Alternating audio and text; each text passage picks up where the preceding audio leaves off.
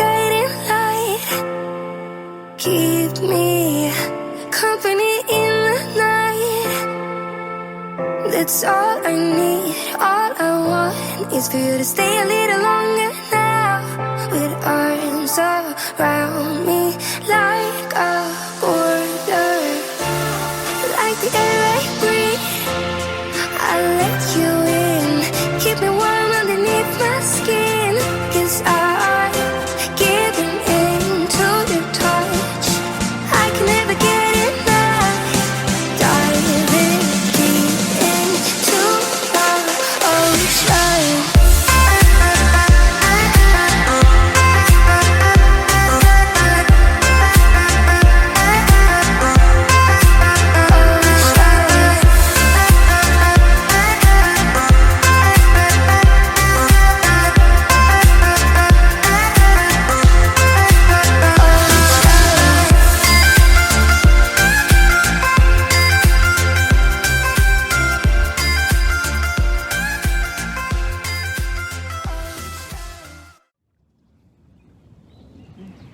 พาเดินเนี่ยไปดูจุดปลายนู้นมีอะไร น่าจะอำเภอสามโคกนะ มิตติ้งปทุมธานี คนน่าจะอำเภอสามโคก คลิปนี้ออกการท่องเที่ยวแห่งประเทศไทยได้เลยเนี่ยพามาเที่ยว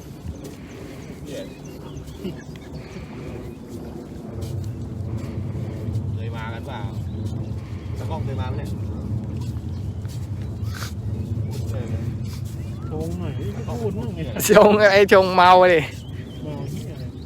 ที่ดูไว้เขาดูวิวตั้งทางฟ้าของปีกเที่ยวคนละแบบเลย ตอนแรกมาฝนตก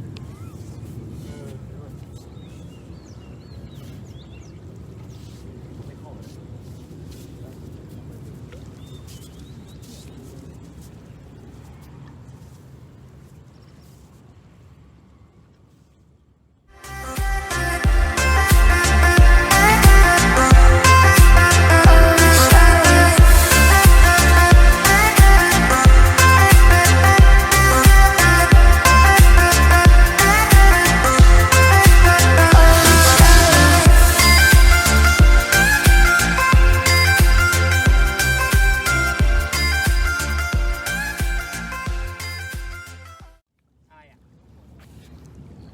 ถ่ายเอาอะไรอ่ะ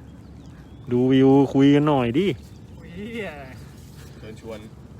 ที่นี่อยู่สามโคกนะครับ ปทุมธานีครับตรงข้ามวัดถั่ว Amazing ปทุม วัด ธา ถั่ว นี ทอง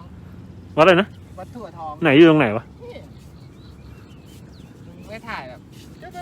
เปลี่ยนหน่อยดิ เดินตามไปเดิน เราจะมาที่นี่นะต้อง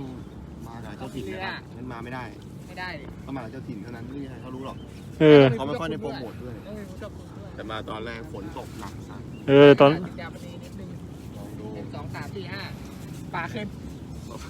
ไอ้หูยอดว่ะโอ้พัฒนาเนี่ย แต่ต้องพัฒนากันเยอะเลยเนี่ย พัฒนาขึ้นเยอะเลยเนี่ย โน่น นู่นลองสัมภาษณ์ขับ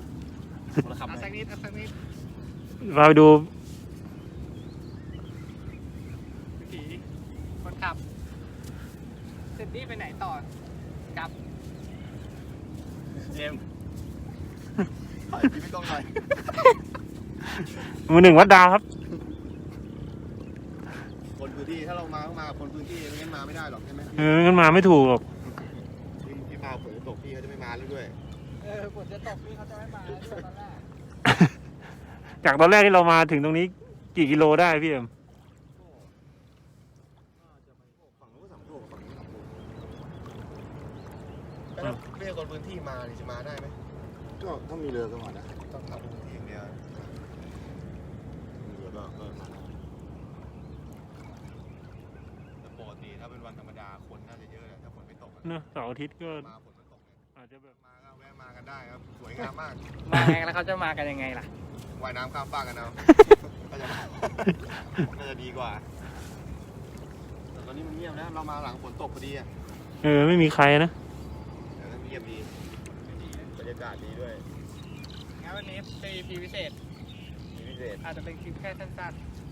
ๆนะ มีอะไรมากครับ ไม่มีอะไรมากครับ โปรโมท นี่ถึงพวกน้ำนี่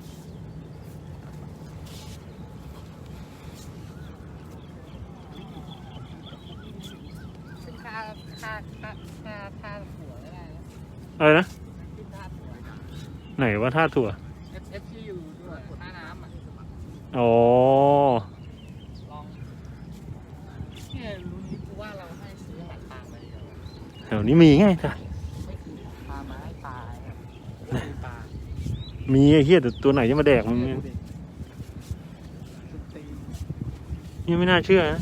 เฮ้ยเชื่อไหนอยดิ กลางแม่น้ำเจ้าพระยา กลางแม่น้ำเจ้าพระยาครับ จะมีอย่างนี้ได้ไงวะ นั่นวัดอะไร เออวัดอะไร จานวัดอะไรน่ะ วัดบัวทอง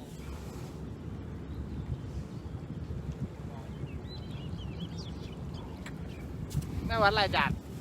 วัดบัวทอง ลงแม่น้ำเลยถีบพวก เฮ้ย ตอนนี้เราอยู่ชายหาดบางแสน Amazing Thailand หัววัดบัวทอง ก็ไม่มีอะไรมากก็เก็บบรรยากาศเฉยๆอ่ะ เออ มาชม ใหม่ อาจจะเป็น EP พิเศษ EP ไม่เคยเห็น ว่ากันใหม่ ไม่เคยเห็นก็ได้เห็น นี่คือ ว่ากันใหม่ เป็นแค่เล่นๆดู ย่าจะพามาถ่ายทำบุญจริงๆจังๆวันนี้ฝนมันตกด้วยแหละไม่ใช่หรอก ไม่ เออ ได้ดีแต่เพื่อนก็ลางาน ที่ลางานกันมาเลยถ่ายให้ พูดเหี้ยอะไรสัตว์โดน เนี่ยพอออนแอร์ก็เกม งานนี่สำคัญมาก เกม เที่ยวไปเที่ยวไปได้ ลางานมาทำงานที่ทำไม่ได้เป็นที่อะไรกัน นี่ซื้อไม้มาตัวเท่าไหร่นะ นี่มันโฟกัสเองเลยเหรอ เฮ้ยซื้อไม้มาตัวเท่าไหร่ครับ อันนี้ถามพี่เหรอ ซื้อไม้มาตัวเท่าไหร่วันนี้ ลงทุนซื้อไม้มาเท่าไหร่พี่ 3,500 แต่ เฮ้ย ก็ แต่ของจีนน่าจะ300 กว่าบาท ได้ใช้ไหม ไม่ใช้ คุ้มค่าครับ ดูครับฟ้าหลังฝน ตกเลย ดูดิ ฟ้าหลังฝนเวลามึงสโลว์อย่างงี้ดิตากล้องเนี่ยเวลา อ๋อ มึงจะแพนตาม ถึง มึง เลยเหรอ นี่เวลาฟังนี่แพนตามไปอย่างงี้นี่มึงก็ตามไปจะไปยากอะไรวะไอ้เหี้ยใช้อะมันไม่ยากหรอก เออ เอาใหม่ You can be my safety zone. Somewhere I can go when I feel alone. That's all I need. All I want is to stay a little longer now. กลับแล้วครับ เดี๋ยวเราค่อยมาใหม่ การ เป็น EP ที่คุ้มค่ามากครับ การดีมาก ได้รูปถ่ายเต็ม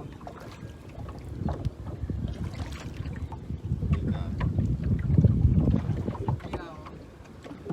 นี่ผมกระโดดมาวันนี้โอ้โหหน้าบ้านเลย พอเถอะดีไหมเรียบร้อยไปลง ไม่ งา ได้ น แล้วไม่ไปแล้วเฮ้ยเกมนะเกมหลายรอบแล้ว ไปเหี้ยเลยนะ สูงงานนี่เหรอ หยุดดิ อะไรอะป่วย ป่วยครับ ป่วยอะไรอะ เดี๋ยวหน้ามึงดูคลิปนี้กันเรียบร้อย เรียบร้อยเกม เกมอยู่แล้ว ออกคลิปนี้ไปเกมเลย นี่แล้วกูว่าเกมมันมีเนี่ย หืม เดี๋ยวเตรียมตัวออกเดินทางกลับบ้าน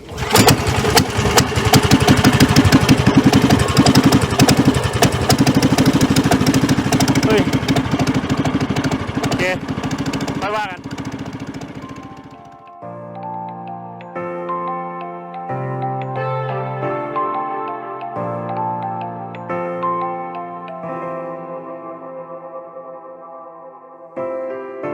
You can be my guiding light.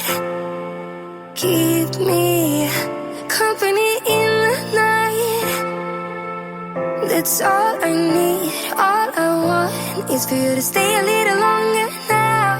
With arms around me like a border. Like the air I breathe, I'll let you in.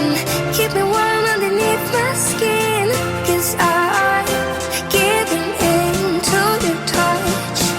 I can never get enough. Diving deep into the ocean.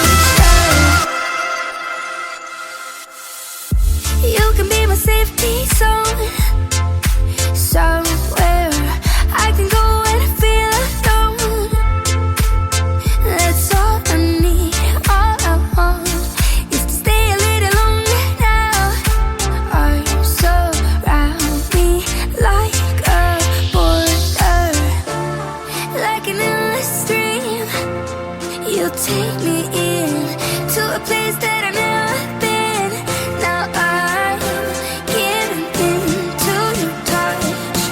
I will never get enough. We're diving deep into the ocean.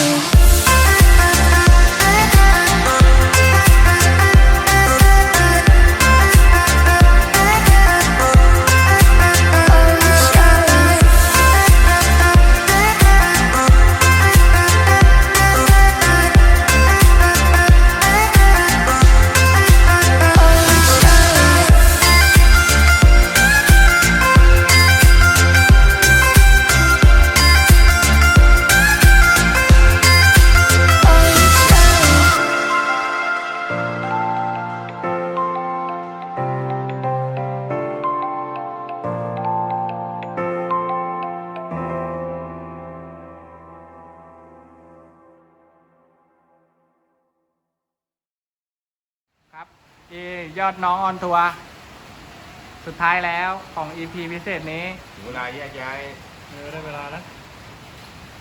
นั่ง เป็น เรื ไง อ บ้าง มา เป็นยังไงบ้างบรรยากาศ สุดยอดสวยมากนะข้างทางวิว2ข้างนี่ ทำไมหน้าน้องหลิมบ้างหน้าน้องพิงบ้างน้องเป็นเหี้ยอะไรครับ แอคหน่อยดิเฮียต้องแอคหน่อย อย่าแอคดิโอ้โหนี่มี FC แล้วนะครับวันนี้ วันนี้ต้องขอบคุณพี่เอ็มด้วย ต้องขอบคุณ ไม่ เออ พูดอะไรเกี่ยวกับ FC หน่อยครับ ก็ขอบคุณครับที่ติดตามชม ก็เราจะทำคลิปออกมาเรื่อยๆ ให้ทุกคนติดตามกัน ใช่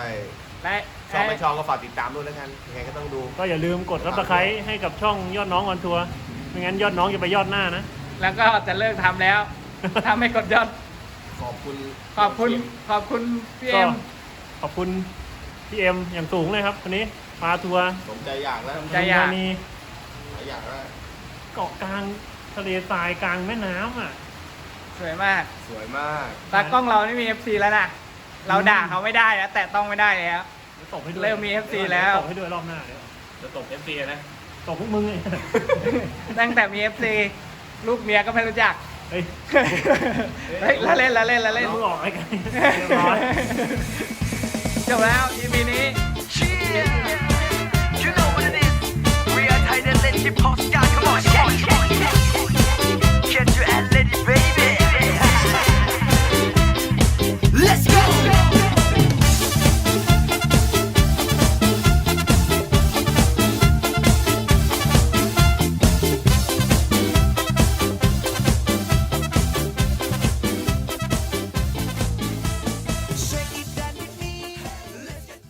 ฮัลโหลสวัสดีครับ ใช่ ผมเป็นเพชรต่ำพิรม ยอดน้องออนทัวร์ EP 5 ลงเรือ โอเค โอเค ยอดน้องออนทัวร์ สุดท้ายแล้ว ไม่ต้องกดค้างจานปล่อยได้ ใหม่ EP หน้า อาสูรน่ะมึงกดค้างมันถึงเป็นอย่างเงี้ยมึงจะกดค้างนี่ไว้ทำไมอ่ะ ใช่ไง เออ มันก็คาลิเบรตอะดิเว้ย กูไม่ได้กดอะไรเลยกูแค่วางมือไว้เฉยไอ้เหี้ยมึงไม่กดอะไรเลยนะเว้ย สาบาน กดทียอดน้องออนทัวร์ EP จบแล้ว เดี๋ยวเจอกันใหม่เรียบร้อยพีกอีกแล้ว อะไรอ่ะ พีกอะไอ้เหี้ยเป็นเหี้ยอะไรวะ